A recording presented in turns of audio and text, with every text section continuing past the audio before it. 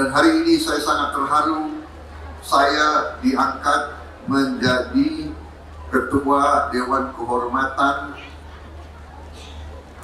Mekar Digital Sejahtera.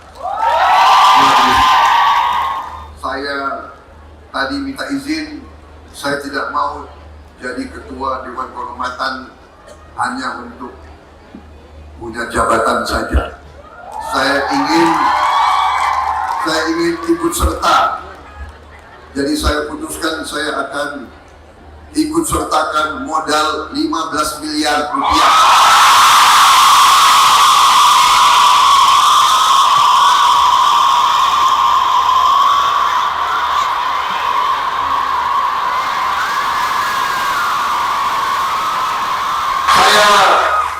Saya kaget, saya terharu, dan saya sangat menghormati Ibu Rini dan kawan-kawan Ibu Rini, tim Ibu Rini. Saya bangga berada di tengah saudara-saudara sekalian.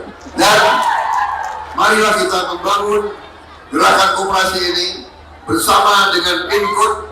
Input juga harus kita hidupkan lebih hebat lagi. Mobil rombongan calon presiden nomor urut 1 Anies Baswedan mengalami kecelakaan beruntun di Desa Paya Demam 2, Kecamatan Pantai Bidari, Aceh Timur, Aceh pada Minggu 17 Desember 2023. Meski demikian, kondisi seluruh rombongan disebut baik-baik saja.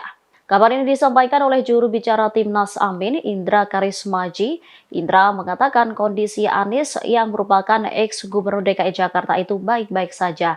Dilansir Serambi News, mobil rombongan yang sedang mengawal perjalanan Capres Anies Baswedan ke Kabupaten Aceh Timur, Jalan Nasional Medan Banda Aceh, kawasan Paya Demam 2, Kecamatan Pantai Bidari, Kabupaten Aceh Timur.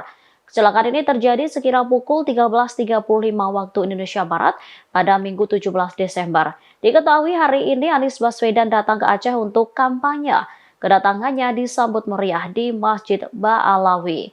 Dalam orasinya, Anies Baswedan menyampaikan keyakinannya bahwa perubahan substansial lebih baik akan terwujud jika diberinya amanah, tanggung jawab, dan kekuasaan sebagai presiden.